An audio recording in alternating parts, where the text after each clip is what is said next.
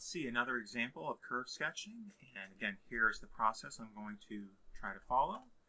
Let's sketch the function given by x cubed times e to the negative x.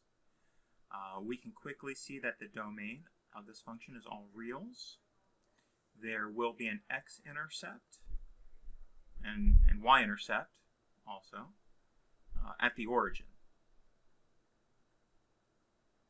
We can quickly see that if x is 0, that first factor becomes 0. E to the negative x can never equal 0, so there will not be any intercepts from that. There's no symmetry to this curve, and no vertical asymptotes. Let's analyze with the first derivative. F prime of x using the product rule is 3x squared by e to the negative x plus x cubed by e to the negative x by negative 1. Don't forget that chain. And so then that's e to the negative x. Let's factor that out. And times 3x squared minus x cubed. All right, finding critical numbers. This will be defined everywhere, so there's no undefined values for this function, for the derivative, I should say. Now e to the negative x, that cannot equal 0. But 3x squared minus x cubed, we can factor that further. That's x squared by 3 minus x. And so we can also sort of think of the derivative as being written in the form e to the negative x by x squared by 3 minus x, which gives me critical numbers at 0 and at 3. All right, so there are two critical numbers at 0 and 3. And using that form, that e to the negative x times x squared times 3 minus x, that might be easier to then analyze. All right, so now let's think of our number line. We have critical numbers at 0 and at 3, and into the first derivative. E to the negative x is always positive. X squared is positive. So really the only thing that matters is the 3 minus x. So if we test a number to the left of 0, I say negative 1, I'd have a positive times a positive times 3 minus negative 1 is a positive. So that would end up being positive. Testing between 0 and 1, I would have a positive times a positive times a positive. So that would be positive as well. And then testing greater than 3, how about, I don't know, 5. Then I'd have positive times a positive times a negative. That would be negative. All right, so from the first derivative, we know that the function is increasing on negative infinity to 0, increasing again on 0 to 3, and then decreasing on 3 to infinity. 0 is not an extrema, but we do get a maximum. We have a max at 3f of 3, so that would be 27 e to the negative third. And so then that's approximately 3, and I did this earlier in my calculator, it turns out to be 1.344. All right, so there's our analysis from the first derivative. For the second derivative, let's calculate. I'm going to calculate from this form. That's the easiest form to calculate the derivative from, the e to the negative x times 3x squared minus x cubed.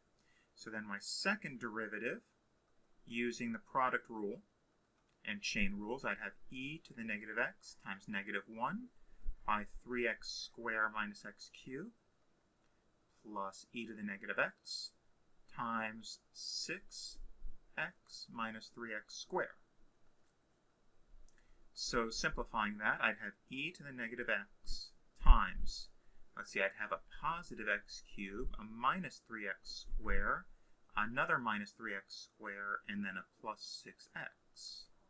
So then that's e to the negative x by x cubed minus 6x squared plus 6x.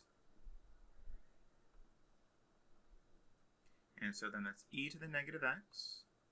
And I can factor out an x and an x squared minus 6x plus 6. So there's a factored form. E to the negative x cannot equal 0. X can equal 0. Right? X equals 0 is then important. And then if finding where x squared minus 6x plus 6 equals 0, that doesn't factor, but I can certainly apply the quadratic formula. X equals 6 plus or minus the square root of 36 minus 24, that's 12 over 2. We recall that the square root of 12 can be written as 2 root 3. So then this simplifies as 3 plus or minus the square root of 3.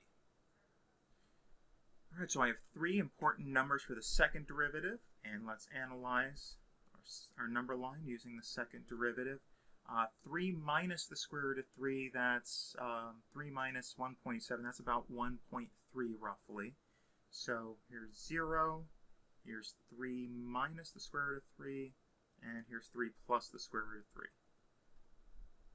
All right, so testing a number less than 0 into the second derivative, e to a power is positive. Something less than 0 would be a negative, and then if we test, I don't know, how about negative 1? That would be 1 plus 6 plus 6, that would be positive, so this ends up being negative. Something between 0 and 3 minus the square root of 3, how about 1? 1 is here. All right, so testing 1, that would be positive times a positive times 1 minus 6 plus 6, that would be a positive. How about a number between 3 minus the square root of 3 and 3 plus the square root of 3? We'll test 3. That's between, so that would be a positive times a positive. 3 squared is 9 minus 18 is negative 9 plus 6 is negative. All right, and then testing a number greater than 3 plus the square root of 3, how about 5? 5 is greater. And 3 plus the square root of 3 is about 4.7. So testing 5, that would give us a positive times a positive, and then 5 squared is 25. 25 minus 30 is negative 5, plus 6 is positive. All right, so there's our concavity. Concave down, then concave up, then concave down, then concave up. We have several inflection points. Inflection points.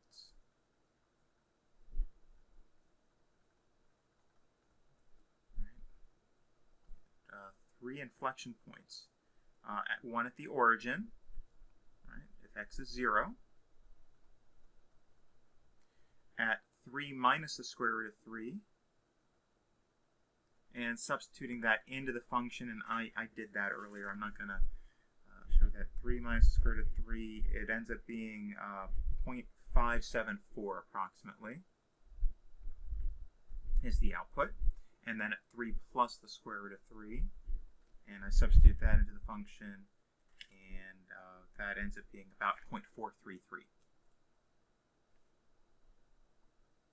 So we have 3 inflection points, and I got those. Those are just from the calculator. All right, what about the end behavior for the function? What's the limit as x approaches infinity of x cubed times e to the negative x? All right, so quick substitution, that would give us an infinity times 0. All right, so we can't, infinity times 0 is indeterminate form, so let's rewrite this as the limit as x approaches infinity of x cubed over e to the x. And if you sort of remember what happens here, if we apply L'Hopital's rule several times, this becomes L'Hopital's rule. The limit with x approaching infinity of the 3x squared over e to the x. That's still indeterminate. If we apply L'Hopital's rule again, we would have a 6x over e to the x. That's still indeterminate. We apply L'Hopital's rule again. This is then the limit with x approaches infinity of 6 over e to the x. And now this is no longer indeterminate. It is 6 over infinity, which is 0. So the limit as x approaches infinity is 0. The curve is asymptotic to the x-axis as x approaches infinity.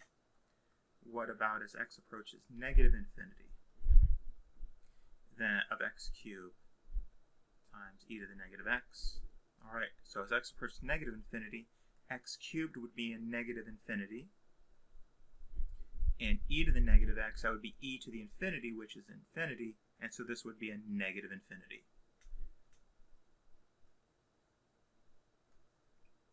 Let's look at the general shape of the curve over each interval, f prime versus f double prime.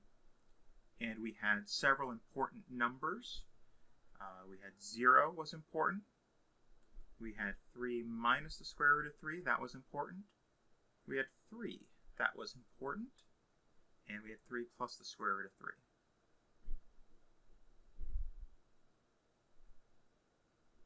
All right, and let's see if we remember from the first derivative. The behavior was positive up to 0, again positive up to 3, and then was negative the rest of the domain. The second derivative was negative up to 0. Then it was positive up to 3 minus the square root of 3, then negative to 3 plus the square root of 3, and then positive again. And so then the general shape of the curve, we have increasing and concave up, increasing and concave up, then increasing and concave messed those up. Is increasing and concave down first. Increasing and concave down, then increasing and concave up, then increasing and concave down, then decreasing and concave down, then decreasing and concave up. All right, so now putting that all together, sketch the curve. We know we have an intercept at the origin. In fact, that's the only intercept. We know we have a maximum when x is 3 and the output is approximately 1.344. So let's say here's 1, and then here's 2. And let's just use a scale of 1s on the x-axis. So here's 3. 3 and 1.25, 1.3. There's our maximum. Now we have inflection points at 3 minus the square root of 3 and 0.57. 3 minus the square root of 3 and 0.574. So the square root of 3 is again 1.7, so at about 1.3 and about 0.5, a little bit more than that. There's an inflection point. And then 3 plus the square root of 3, so that's about 4.7, and then the output was about 0.4 something, so about here. We know that the function is asymptotic as we move far to the right, approaches 0.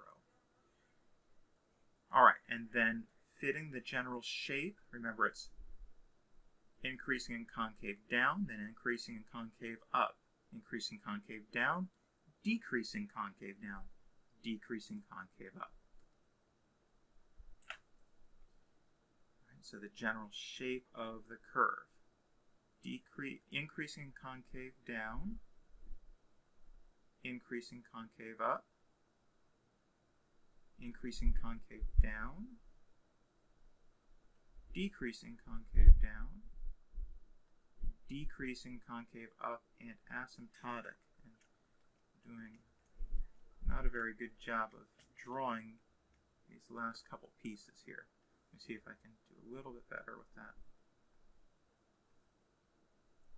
So decreasing and concave down, and then decreasing and concave up, and asymptotic.